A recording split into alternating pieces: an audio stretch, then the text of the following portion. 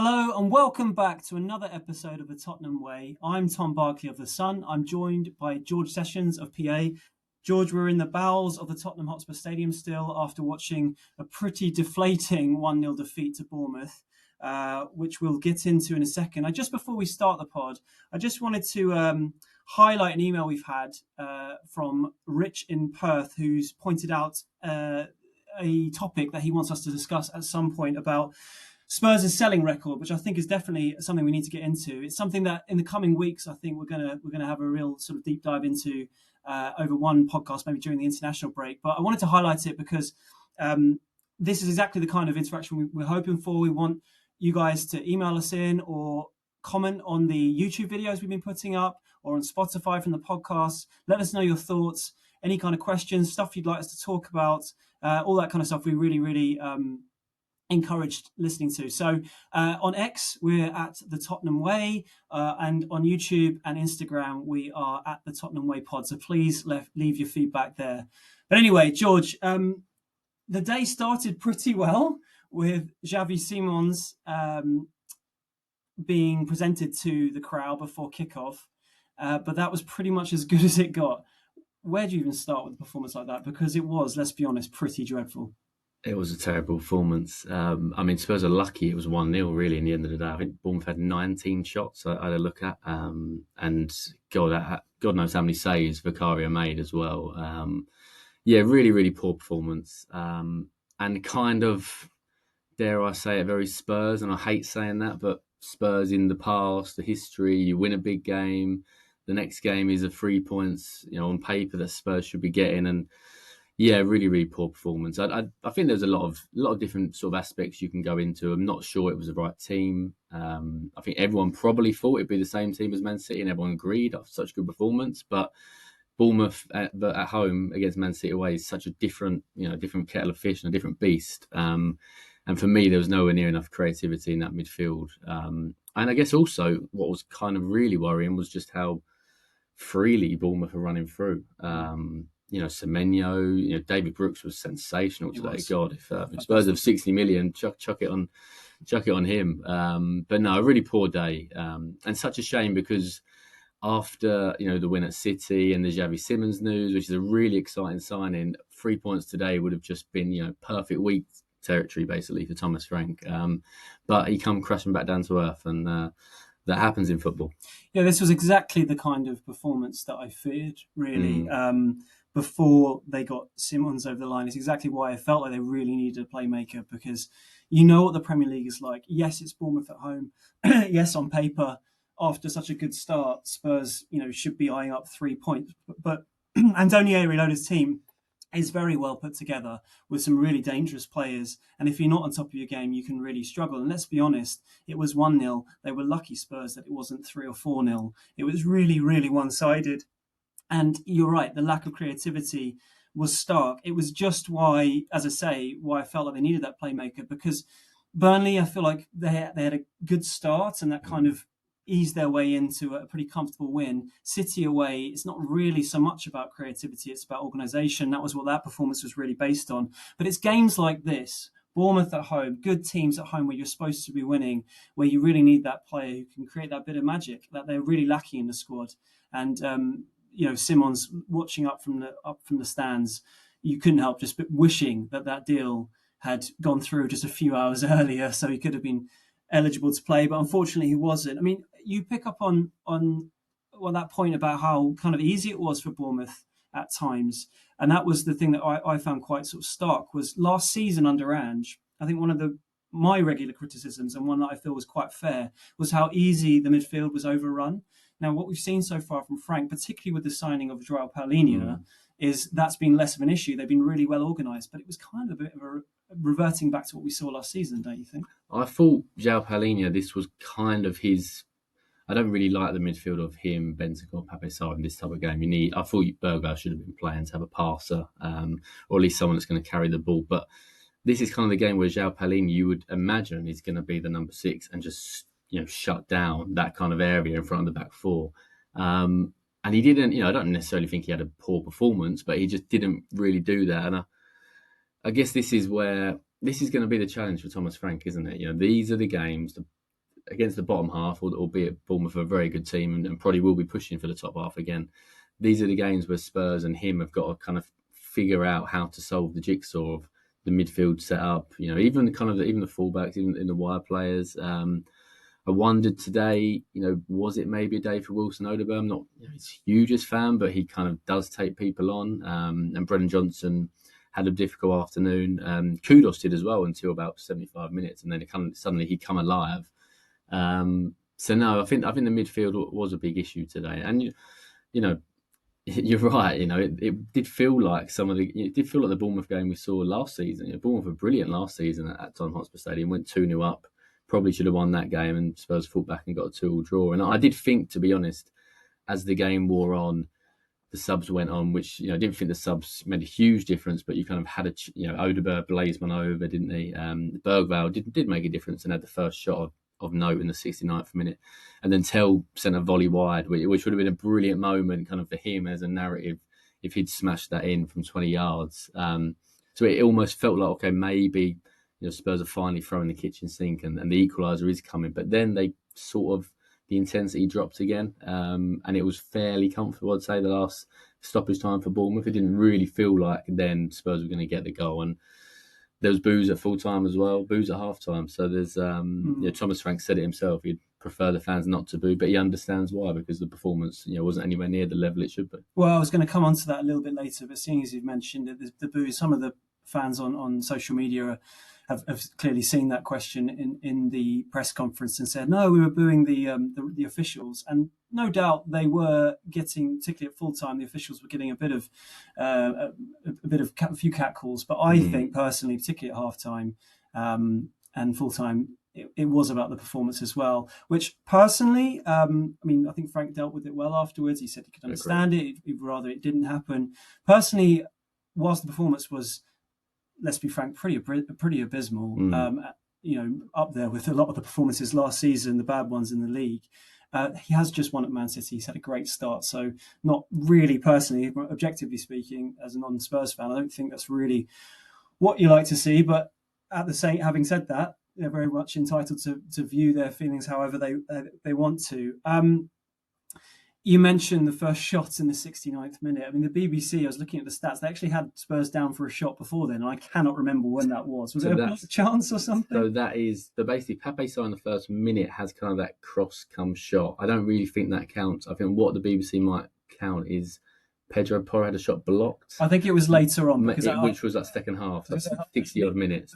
Time, the stats were 0 shots, 0 shots on goal, 0 XG, which they did on 0.2 XG. And whilst I'm not one for the stats quite like some people are, that's pretty telling of how sort of toothless Tottenham were. And they just didn't have a lot to turn to off the bench. I mean, Dominic Solanke was ruled out through injury, with an ankle injury. Maybe you can go into a bit more detail over what Frank said about that before the game and afterwards. Yeah. He said before the game that Dom's injury had been grumbling on. That was the word he used. Because obviously Dominic Solanke got injured at the start of pre-season. He missed the Luton game and the Wickham game. I think he actually missed all of pre-season, didn't he? Didn't play on the tour. I seem to remember watching him. Yeah, so he at the start of pre-season he played Reading and then he got the injury and missed all of it. But come back for Paris Saint-Germain, and I actually felt he looked quite good last week actually against Man City. He sort of seemed back to the Dom we kind of expect, but clearly this is still bothering him and unavailable today. And it again highlights to me, you take out one player, another player, because Spurs already missed Maddison and Kulusevski and everyone else we could mention, and the bench is so, there's not the depth there. Thomas Frank has turned to Lucas Bergvall, 19, Matthias Tell, 20, Odegaard, 20, to turn around a game. And it does just, I did ask him, does this show there is work to do with the squad? And he sort of politely played it down. But I think it does. I do. Javi Simmons, brilliant signing. We'll talk more in depth about him later on in this pod. But Spurs need to be active again for me during these last 2 days. Definitely another attacking player who Frank can turn to when he does have injuries, and they can make the difference in a game like this. But it was interesting. He was asked, would you look for another attacker given Solanke's out? He said another forward, I think. Sorry, centre forward. Centre forward. And first of all, he'd already said that he thinks he'll be back after the international break. Although, having said that, he has. This is, as he said, grumbling on. I quite like that phrase, grumbling on with a bit of. There's certainly some grumbles after today's game. Yeah. But that was not. We didn't expect Spurs to be looking for another centre forward. He's always No. already kind of ruled it out, and understandably, given the start Richarlison's made, he doesn't want to have a headache by having too many options because Tell can play up there as well. I mean, just on Richie's performance, I think he's been brilliant. And in the pre-match press conference, slightly overlooked because of all the other things that were mentioned in the press conference. Not to mention him going into detail about his no dickheads policy. Very good question. Very good question. Thanks, mate. But he was saying how he felt like he basically couldn't drop Richarlison from his form so far, nor would he want to. But reassuring Solanke, don't worry about the World Cup; it's still a long way away. You're still a massive part of my plans. But Richie, so I think we all agree deserved to play today, but he couldn't really get into the game. I don't really blame it too much on him. To be honest, it reminded me a bit of the Bayern Munich game where he didn't really get a kick. Yeah. And I think that's more to do with the service, the number 10. Lack of. I think Richie needed, in this sort of game, if you ping the ball up to Richie, you need a number 10 player around him who he can control the ball and give it off. A lot of the times the ball would go to Richie, and in fairness, he wouldn't control the ball or keep it. Or the few times he did, his touch was a little bit heavy, and maybe he needed somebody just to quickly pass it off to, but they weren't there because Spurs didn't have a number 10 playing. So I think it was kind of one of those games we have seen plenty of times with Richarlison.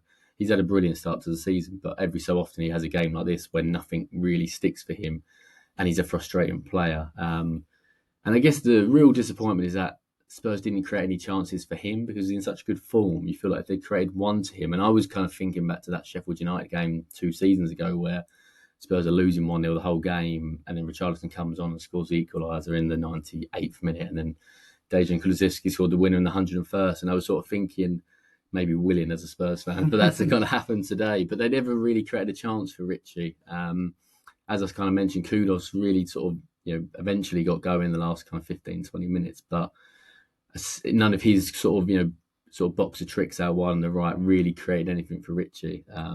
So that was a disappointment, and I guess the only thing I would say is in the long run this might be a good thing for Spurs. How so? Win today and everything's hunky-dory.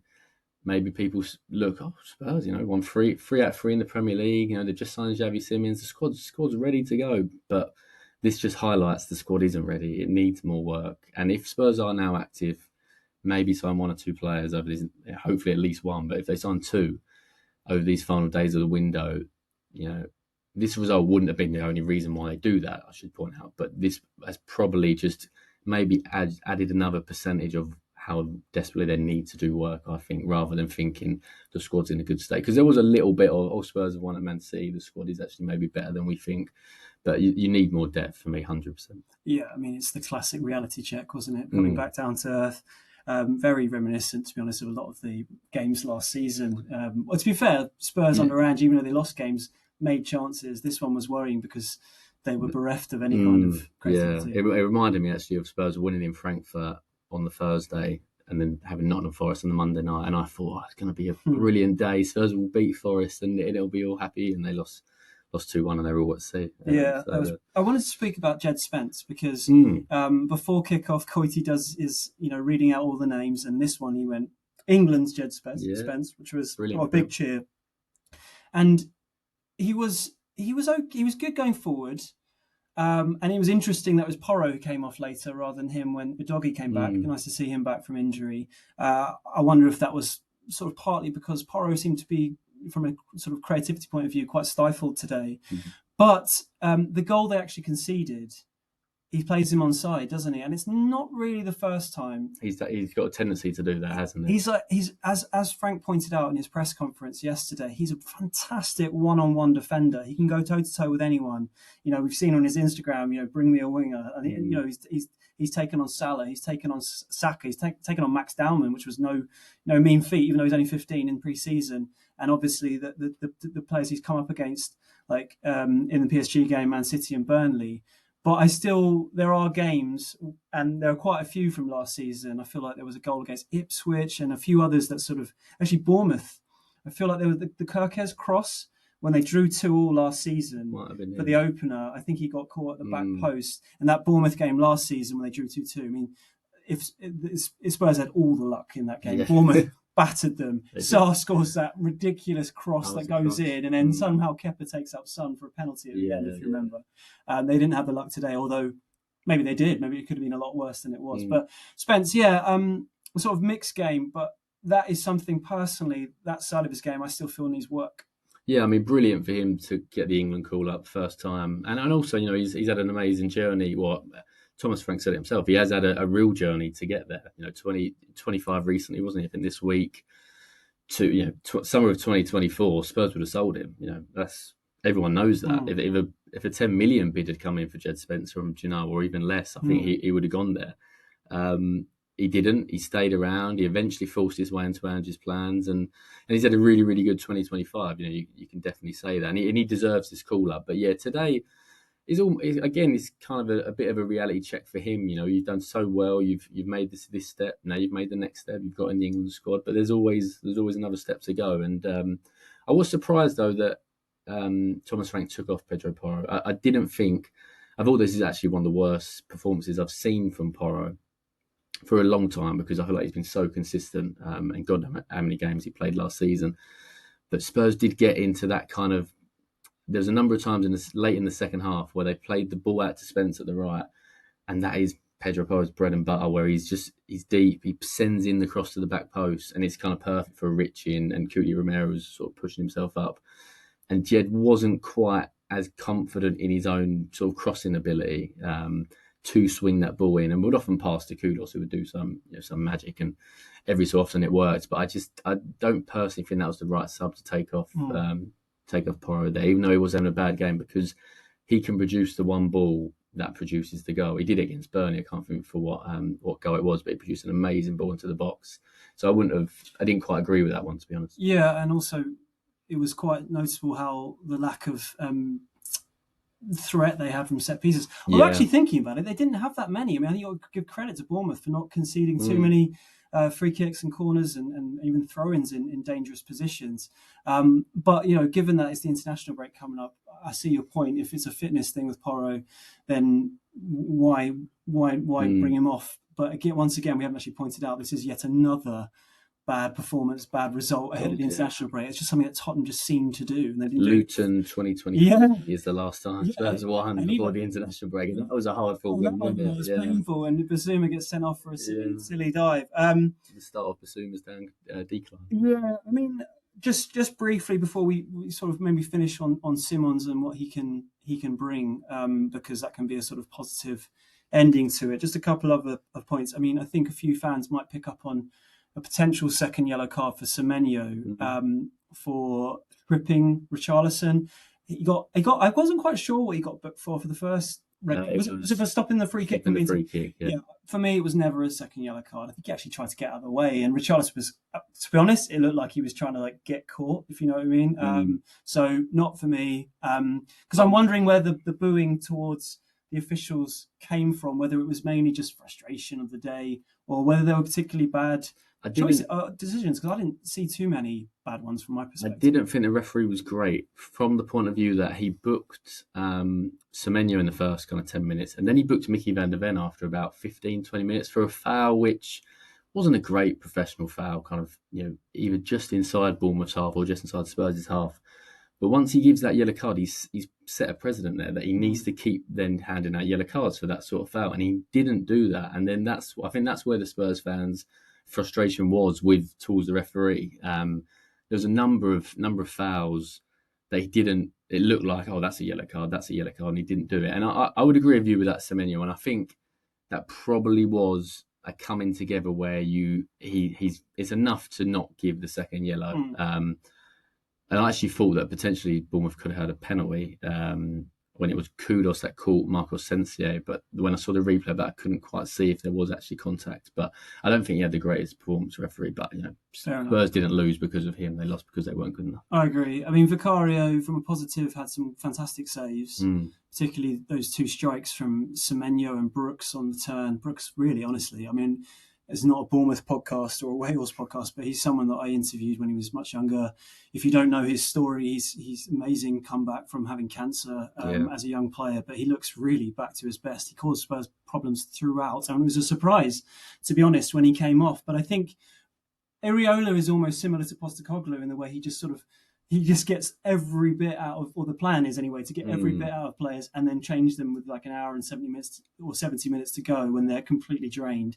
And then when you've got players like Ryan Christie coming on, who, a lot of fans who don't know Premier League football that well probably don't even know who he is, but he's someone who's sort of just like slowly, quietly perfected his game. While he might not be like elite level talent wise, he just makes the right decisions when getting on the ball, and he's just a very intelligent, savvy player that when you're trying to chase or trying to get back into the game, when you're coming up against players like that, it makes it all the more difficult, which, just you got to take your hat off really to Iriola for the way he played today's game. Iriola could have been the main dugout. There was a lot of talk about Iriola last season, especially before that 2-2 draw. It was kind of like, is that going to be his audition? And it was a brilliant audition for 60 minutes. That went very cold, and then clearly Spurs, picked Thomas Frank to replace Ange. But there was a time when it kind of felt like Iriola was the front runner.